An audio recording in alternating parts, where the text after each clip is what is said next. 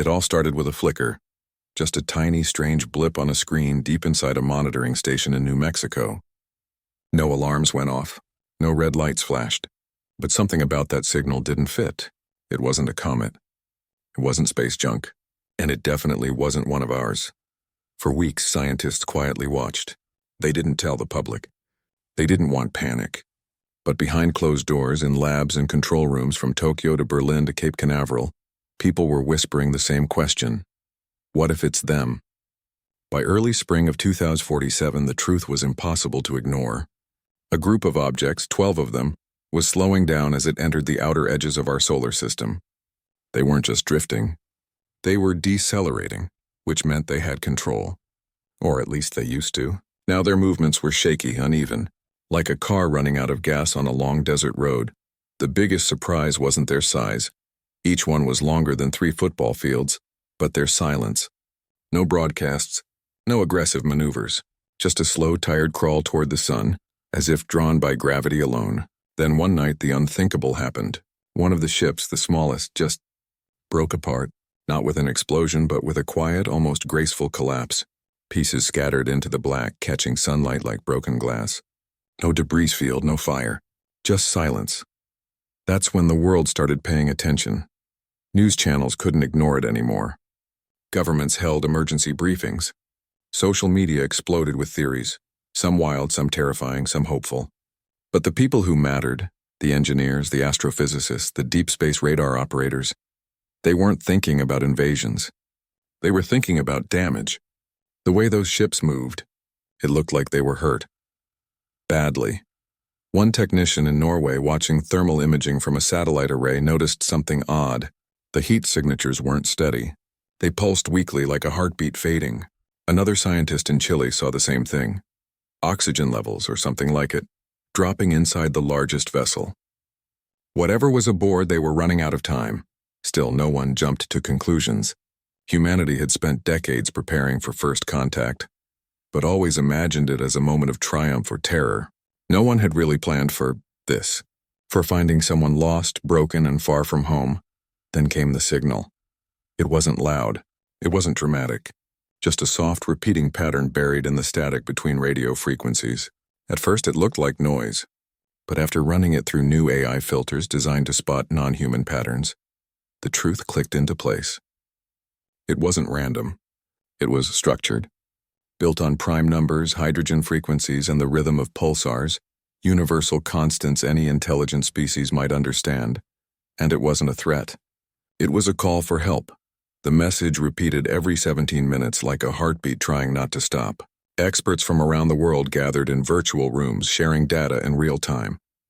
They didn't care about borders or politics right then. They cared about meaning. And slowly, painstakingly, they began to decode it. The signal showed coordinates, not of a weapon launch but of a star system light years away. It showed schematics of damaged systems, propulsion failure, life support collapse, radiation leaks. And at the center of it all was a symbol that looked like a spiral breaking apart, then being held together by a gentle hand. That's when it hit everyone. These weren't invaders. They were survivors. The fleet had likely been traveling for centuries, maybe longer. Something had gone wrong. Maybe a collision with interstellar dust, maybe a reactor meltdown. Whatever it was, they were stranded, drifting toward our solar system not to conquer, but because they had nowhere else to go. And now, they were dying. Back on Earth, the mood shifted. Fear gave way to something quieter, deeper, a kind of shared ache. People started asking, what would we do if we were out there? If our ship was falling apart and no one answered our call? Governments hesitated. Old instincts kicked in, security, secrecy, suspicion. But the scientists, the astronauts, the everyday engineers who kept satellites alive and space stations running, they pushed back. We have the tools, they said. We have the ships. We have the heart. Why wouldn't we try? Not everyone agreed. Some argued it was too risky. What if they carried diseases? What if their tech was dangerous? What if this was a trick? But others pointed out if it were a trick, they wouldn't be falling apart. Real danger doesn't look this broken. Meanwhile, the alien fleet kept drifting closer. Jupiter's gravity began to tug at them. One ship tilted dangerously, its rotation speeding up, spinning like a dying top. If it spun too fast, it would tear itself apart. Time was running out. In Houston, Mission Control started running simulations. In Beijing, engineers tested emergency docking protocols. In the deserts of Australia, teams prepped deep space tugs, small, powerful craft designed to nudge asteroids away from Earth. Now, they'd be used for something no one ever imagined, saving lives from another world. People on the ground felt it too. Not just scientists, but teachers, truck drivers, students, grandparents. They watched the live feeds from space telescopes, zoomed in on those distant silent shapes. And for the first time in a long time, the world felt small. Not in a scary way, but in a connected way, like we were all on the same boat, looking out at the same dark ocean. No one knew what would happen next. Would the aliens understand our help? Would they even accept it? But one thing became clear. Humanity had a choice. We could hide, or we could reach out. And deep down in quiet rooms and busy control centers and late-night kitchens where people stared at the stars through their windows, most already knew what the right answer was. Because if you've ever helped a stranger on the side of the road, or called an ambulance for someone you didn't know, or stayed up late comforting a friend, you understand this truth. Helping isn't about who they are. It's about who we are, and right then, in the cold silence of space, with a broken fleet drifting toward us like a wounded bird, humanity had a chance to show its best self. The question wasn't, could we help? It was, would we? And as the days passed, the answer began to take shape, not in speeches or treaties, but in the hum of engines being prepped, in hands tightening bolts on rescue pods, in voices saying, let's go, because sometimes the most human thing you can do is show up when someone's lost. The signal kept coming, soft, steady, and sad, like a lullaby sung to someone who might not wake up. Scientists had cracked enough of it to know one thing for sure. This wasn't a message meant to scare. It was a cry for help wrapped in math and starlight. At first, people didn't believe it. How could something so far away, so different, be asking us for anything? But the more they listened, the clearer it became. The pattern repeated every 17 minutes, always the same. A series of pulses that matched known cosmic rhythms. Hydrogen frequencies, the spin of neutron stars, the gentle hum of background radiation. These weren't random. They were anchors, universal reference points, a way of saying, we know you're out there. We know you can understand this. Then came the diagrams, strange at first but slowly making sense. Lines that showed broken pathways, symbols that looked like energy flow stopping. One part of the signal even mimicked the chemical signature of oxygen depletion. It was like watching someone draw a picture of their own lungs failing. Back on Earth, the mood shifted again. Fear didn't vanish, it never does, but it got quieter. In its place grew something heavier, responsibility. Because now we knew. We knew they were in trouble. And once you know, you can't pretend you don't. Governments argued, of course. Some wanted to shut everything down, hide, wait. What if they're dangerous? They asked. What if this is a trap? But others pointed out the obvious. Traps don't fall apart in space. Traps don't send weak, fading signals. Traps don't drift helplessly toward a star they didn't plan to visit. And then there was the silence. Not just radio silence, but the silence of a dying ship.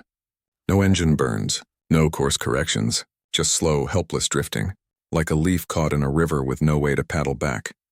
People started talking, not just in labs, but in cafes, on buses, in schoolyards. Kids drew pictures of strange ships with bandages. Teachers used the signal as a lesson in empathy. Imagine, they'd say, you're lost in a storm. You shout for help, and someone hears you.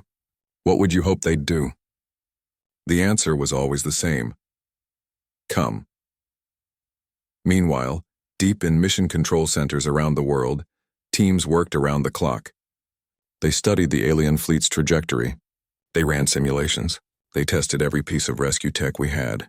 We'd never done anything like this before, reaching out to another species, let alone saving them.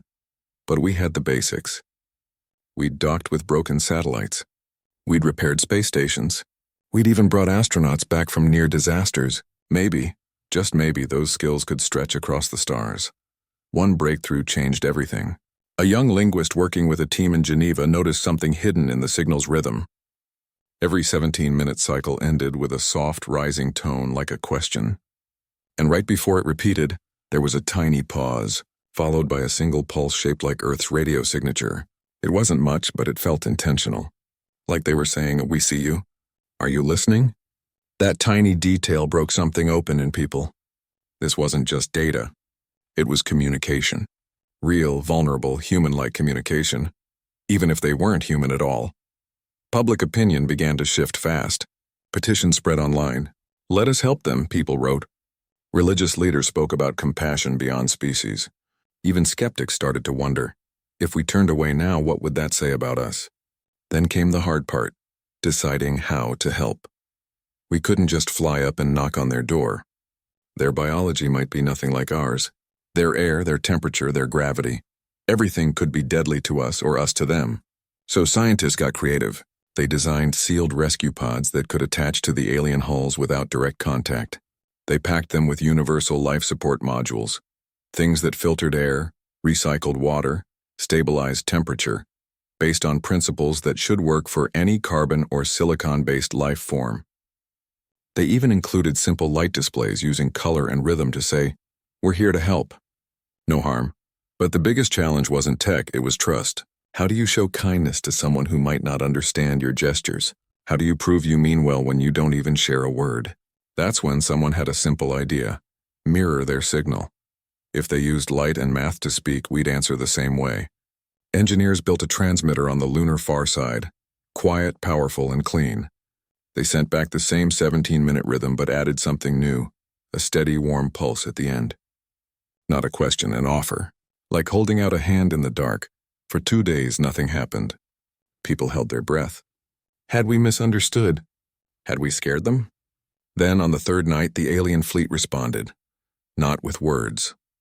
Not with ships turning toward us, but with a change in their own signal. The fading pulses grew slightly stronger. The oxygen depletion symbol disappeared, and in its place came a new pattern, one that looked like two spirals side by side moving in sync. It wasn't a thank you. Not exactly, but it felt like one. Down on Earth, in control rooms and living rooms alike, people cried. Not from fear, from relief. From the strange, beautiful feeling that we weren't alone in caring. Still, time was running out. The fleet was now inside Jupiter's orbit, pulled by the giant planet's gravity. One ship had started tumbling again, slow at first, but getting worse. If it spun too fast, the structure would tear, and there was no way they could stop it from the inside. They needed help. Now, that's when the final decision was made. Not by one country, not by one leader, but by a quiet agreement between dozens of nations, space agencies, and private companies who all said the same thing. We go. No grand announcement. No fanfare, just a message sent to every deep space launch site. Prepare for Operation Lifeline. In hangars on the moon, fusion-powered tugs powered up for the first time. On Earth, crews loaded the last rescue pods. Engineers double-checked every seal, every wire, every line of code. And somewhere in the quiet before launch, someone whispered what everyone was thinking. Please let this work. Because this wasn't just about saving them. It was about proving that when the universe throws a broken soul your way, you don't look away, you reach out. Even if your hands shake. Even if you're scared. Even if you've never done it before, you reach out. And as the first rescue ship lifted off from lunar orbit, trailing a soft blue flame against the stars, Earth watched, not as separate nations, but as one people holding their breath, hearts full of hope. And one simple wish: let us be enough. The rescue ships left the moon not with a roar, but with a whisper. No dramatic countdowns, no cheering crowds, just the soft hum of fusion engines lighting up in the silent dark. There were 5 of them, small and tough, built for pushing asteroids and hauling cargo, now repurposed for something no human had ever tried: saving lives from another world. Inside each vessel, crews sat in tense silence. Not because they were afraid, though they were, but because they knew the weight of what they carried. It wasn't just equipment, it was hope. And hope, when it's all you have, can feel heavier than steel. Back on Earth, millions watched the live feed from the tug's external cameras. The alien fleet was visible now, not as dots on a screen, but as real shapes against the starfield. Long, graceful ships with surfaces that shimmered like polished stone, cracked in places, darkened by time and damage. They looked ancient, worn. like old ships that had sailed oceans no one else had ever seen. The lead rescue craft slowed as it approached the largest alien vessel. No one knew what to expect. Would they fire? Would they retreat? Would they even notice us? Instead, something quiet happened. The alien ship dimmed its outer lights just slightly, then pulsed a soft blue-green glow along its hull. Not a weapon, not a warning. It felt like a greeting, like someone turning on a porch light when they see you walking up the driveway. The human crew exchanged glances. No words were needed. They activated the rescue pod, a smooth egg-shaped module filled with life support gear, sealed tight against contamination. Using robotic arms guided by gentle AI, they eased it toward a flat section of the alien hull that looked stable. Then came the hardest part, making contact. The pod had magnetic clamps designed to stick to most metallic or crystalline surfaces. But no one knew if the alien ship's skin would accept them. The first attempt slipped. The second held for a few seconds, then detached. On the third try, it stuck and stayed. A small light on the pod blinked green. Connection confirmed. Inside mission control on Earth, someone let out a breath they'd been holding for hours. But the real test was still ahead. Would they accept the help? Minutes passed. Then slowly a seam opened on the alien hull, right where the pod had attached. Not a door exactly, but a smooth unfolding like a flower opening at dawn. The pod systems detected a pressure change. Atmosphere was being equalized. They were letting it in. No one cheered, not yet. But tears welled up in more than a few eyes. Because this quiet, careful exchange was bigger than technology. It was trust. And trust across light years and lifetimes doesn't come easy. Over the next few hours, more pods were deployed. Each one carried different things. Air filters, power cells, medical nanites programmed to heal without knowing the patient's biology, even nutrient gels based on universal amino acids. Everything was designed to be non-invasive, reversible, and respectful. No assumptions, no force, just an open hand, and the aliens responded, not with words but with actions. They guided the pods with gentle energy fields. They rerouted their own failing systems to accept the new power. In one case, they even sent back a small data pulse, a thank you encoded in light patterns that matched the rhythm of a human heartbeat. On Earth, people stayed up all night watching updates. Not for spectacle, but for connection. Parents showed their kids the live feed and said, "See that? That's us being kind." Students paused their games to read the science blogs explaining how the rescue pods worked. Even skeptics found themselves rooting for it to succeed, because deep down everyone understood. This wasn't just about them. It was about us, about who we choose to be when no one's watching, except maybe the stars. Then came the moment no one expected. One of the smaller alien ships, the one that had been spinning dangerously, suddenly stabilized. Not perfectly, but enough. Its rotation slowed, then stopped. A rescue tug had latched onto it with a tether and used its thrusters to counter the spin. It was a risky move. Too much force could have torn the ship apart. But the pilot had done it with such care, such patience, that it worked. And then, something beautiful happened. From the alien fleet, a new signal emerged. Not the distress call, not the coded diagrams. This was different. It was music. Not human music, no violins or drums, but a flowing sequence of harmonic tones, layered like wind through crystal chimes. Scientists later realized it was built from the natural frequencies of hydrogen, helium, and the cosmic microwave background, the oldest sounds in the universe. And woven into it was something new, the frequency of Earth's own radio waves, the ones we'd sent back in reply. They were singing our song back to us. In homes and labs and quiet rooms around the world, people stopped what they were doing. They listened. And for a few minutes, the noise of politics, of fear, of division, it all faded away. Because in that sound, there was no us and them. Just together. The crews on the rescue ships didn't speak much over the comms after that. They didn't need to. They worked with a calm focus, like people who finally understood their purpose. One by one, they patched hull breaches with graphene tape that sealed on contact. They rerouted power through cables that adapted to alien interfaces. They shared heat when the alien ship's internal temperatures dropped too low, and through it all, the communication grew richer. Light pulses became conversations. Simple symbols turned into shared understanding. The aliens showed us how their life support worked. Not with lungs, but with crystalline lattices that filtered gases through resonance. In return, we showed them how our nanobots could repair microfractures without touching the surface. It wasn't perfect. There were mistakes. A pod once delivered the wrong nutrient mix and had to be recalled. A misread signal caused a brief alarm. But every time, both sides paused, recalibrated, and tried again. No blame. Just patience. That's what surprised people the most, not the technology, not the ships, but the gentleness of it all. In a universe that often feels cold and indifferent, here were two kinds of beings, separated by biology and billions of miles, choosing kindness over caution. By the end of the week, the fleet was no longer dying. It was healing and humanity. We were changing too. Not because we'd done something heroic, though we had, but because we'd remembered something simple. That helping isn't about being perfect. It's about showing up, doing your best, and staying kind even when you're scared. As the rescue ships prepared to pull back and give the alien fleet space to recover, one final message came through, not in code, but in a single image sent to every Earth receiver. It showed two hands, one human, one alien touching fingertips in zero gravity surrounded by stars. No words. None needed. Because sometimes the most powerful thing you can say is, I see you, and you matter. The real work began once the panic faded. With the alien fleet no longer on the edge of collapse, both sides could breathe and think. And what followed wasn't just rescue anymore. It became something deeper, partnership. At first, it was small things. A human engineer noticed one of the alien ships kept flickering near its engine housing. Instead of guessing, they sent a simple light pattern.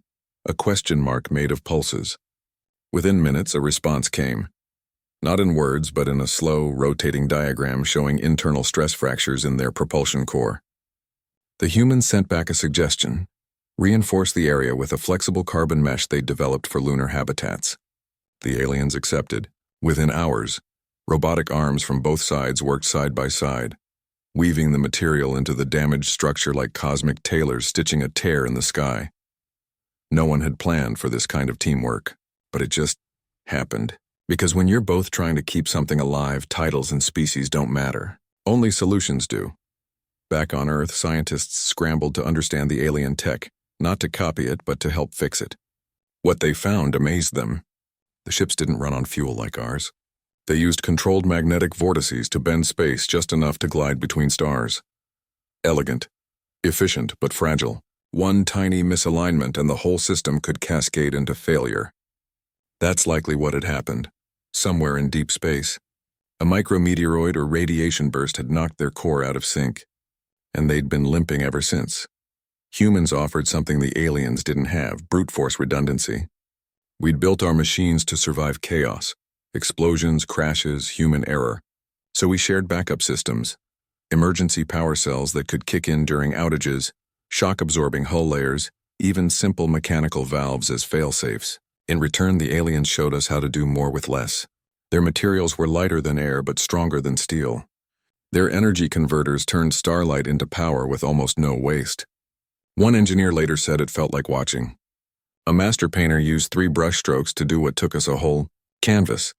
But the real breakthrough wasn't in hardware, it was in how they communicated. The aliens didn't speak with sound. They used light, vibration, and subtle shifts in their ship's surface, like living architecture. At first, it was like trying to read a book written in water, but then someone had an idea: use rhythm. Humans are wired for rhythm, heartbeats, footsteps, music. So teams started syncing their signals to steady pulses, slow for calm, fast for urgency, rising tones for questions, falling for answers. Soon, a kind of shared language emerged. Not perfect, not fluent, but enough. Enough to say, this part is hot, or we need more time, or even thank you. And then came the day someone asked, why did you come here? The answer didn't come in words. It came in a memory. The aliens sent a data stream, not images, but sensory impressions. Cold silence. A failing star in their home system. A long journey with no guarantee of survival. Children, whatever that meant for them, sleeping in stasis pods while elders piloted the fleet toward the faint hope of a blue-green dot on their charts. Earth. They hadn't chosen us randomly. They'd seen our radio waves for decades. our music, our broadcasts, our clumsy attempts to reach out. To them, Earth wasn't just a planet. It was a voice in the dark that never stopped talking, even when no one answered. That voice had given them hope. And when their ship began to die, they aimed for it like a drowning sailor aiming for a distant light. That hit people hard, not because we were heroes, but because our noise, our messy, chaotic, hopeful noise, had meant something to someone else. From then on, the work changed. It wasn't just about fixing ships. It was about honoring that trust.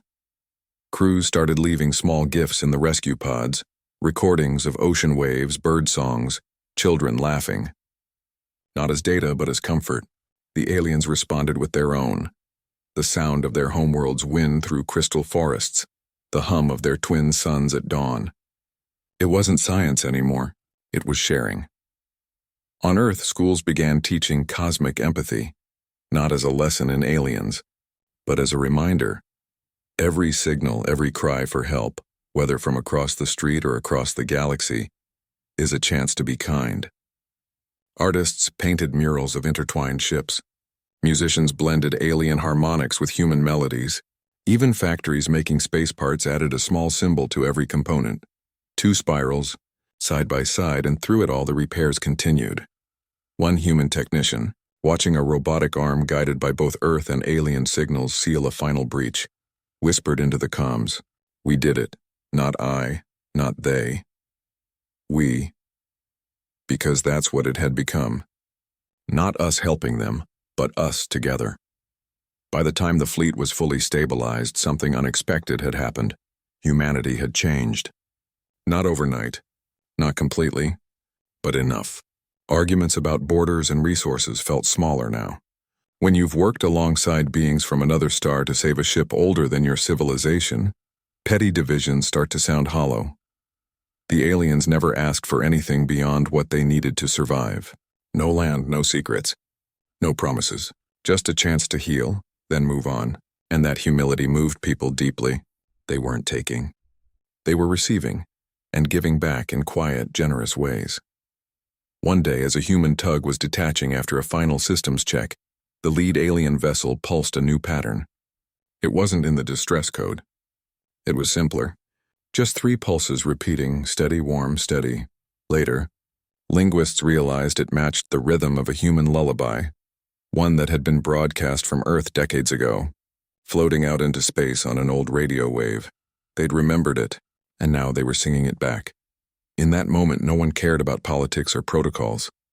People just stood still wherever they were, in labs, in kitchens, on rooftops, and listened. Because it wasn't just a signal. It was a hug from the stars. And for the first time, the universe didn't feel cold. It felt like home.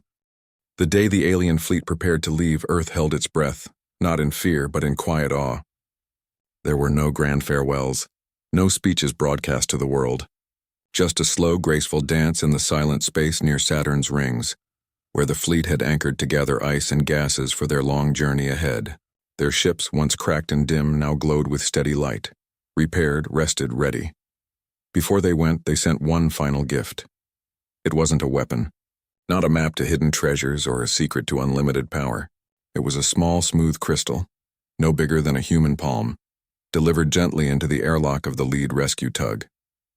Inside, encoded in layers of light and resonance, was knowledge. Not just star charts or engineering secrets, but something deeper. Ways to heal poisoned oceans. How to grow food in dead soil. How to listen to a planet's rhythms and work with them, not against them. And at the very center, written in pulses that mimicked a calm human heartbeat, were 3 simple ideas. Care for your world. Care for each other. You are not alone. People back on Earth didn't treat it like treasure to be locked away. They shared it. Scientists, farmers, city planners, teachers, all studied it. Not as a magic fix, but as a gentle nudge toward a better way. Because the aliens hadn't given answers, they'd given wisdom. And wisdom only works when you choose to live by it. Then, as the fleet powered up their engines, soft ripples of blue light curling along their hulls, they sent one last message. Not in code, not in math, just a single image beamed to every receiver on Earth, the moon, and orbiting stations. It showed their 12 ships whole again, sailing past Saturn's icy rings with a tiny blue dot, Earth, shining in the distance behind them. And around that dot, drawn in light, was a circle, not a cage, a promise, a reminder. We remember you. And then they were gone, not in a flash. Not with a bang, but slowly, gracefully, like birds lifting off at dawn, heading back into the deep. Within days, they were just specks again. Within weeks, invisible to even the strongest telescopes. But their absence didn't feel like loss. It felt like a seed planted, because something had changed, not just in space, but down here on the ground. People started looking at each other differently. Not as strangers, not as rivals, but as crewmates on the same fragile ship called Earth. Arguments didn't vanish overnight, but they softened. When someone said, "What if we tried helping instead of winning?" It didn't sound naive anymore. It sounded wise. Schools added a new subject, not alien studies, but interstellar responsibility. Kids learned that kindness isn't weakness. That reaching out, even when you're scared, is the bravest thing you can do. That the universe might be huge, but connection is what makes it meaningful. Governments, for once, listened to the people. Within a year, the United Nations passed the Interstellar Aid Accord, a simple promise. If any life, anywhere, sends a signal of need, humanity will respond with compassion first, caution second. No more hiding. No more waiting for someone else to act, because we'd seen what happens when you do the right thing and how it changes you. And the rescue tugs? They weren't retired. They were upgraded. Now they patrol the edges of our solar system, not as guards but as guardians, watching, listening, ready to help, not just aliens, but any future human mission that might go silent, because the lesson stuck. No one should drift alone. Years passed. Life went on. But the sky felt different. When people looked up at night, they didn't just see stars. They saw possibilities. They saw neighbors. They saw echoes of that quiet moment when two kinds of beings, separated by everything, chose to believe in each other. Sometimes, on clear nights, families would gather outside and point to where Saturn hung in the sky. That's where they said goodbye, someone would say. And a child might ask, will they come back? No one knew. But the answer was always the same: it doesn't matter. What matters is that we were ready when they needed us. And that changed everything. New space missions launched, not just to explore, but to connect. Probes carried messages of peace not just in human languages, but in light patterns and cosmic rhythms, hoping someone somewhere might hear and feel less alone. Even the way we treated our own planet shifted. If we could care for strangers from another star, how could we keep hurting our own home? The crystal gift became a symbol, not of power but of promise. Museums displayed replicas. Villages planted trees in its honor. Engineers used its lessons to clean rivers and restore forests. It wasn't magic. It was mirror. It showed us who we could be if we chose to be kind. And the most beautiful part? No one claimed credit. Not one nation, not one person. Because everyone knew this wasn't about heroes. It was about humanity. Ordinary people choosing again and again to do the right thing. Even now, decades later, when a child asks, "Are we alone in the universe?" The answer isn't just maybe. It's we don't have to be, because the stars aren't just lights in the dark. They're reminders that help can come from anywhere, that broken things can be fixed, that even the smallest act of courage, a signal sent, a hand reached out, a pod launched into the void, can ripple across galaxies. And somewhere, far beyond what our eyes can see, a fleet of ancient ships sails on, carrying a memory of a blue world that didn't turn away. They're not coming back, and that's okay. Because what they left behind wasn't just knowledge or gratitude, it was hope. And hope, once shared, never really leaves. It grows, it spreads. It lives in every person who looks up at the night sky and whispers, if they ever need us again, we'll be ready, not with weapons, not with fear, but with open hands, steady hearts, and the quiet, unshakable belief that in a universe full of unknowns, kindness is the one thing that always makes sense.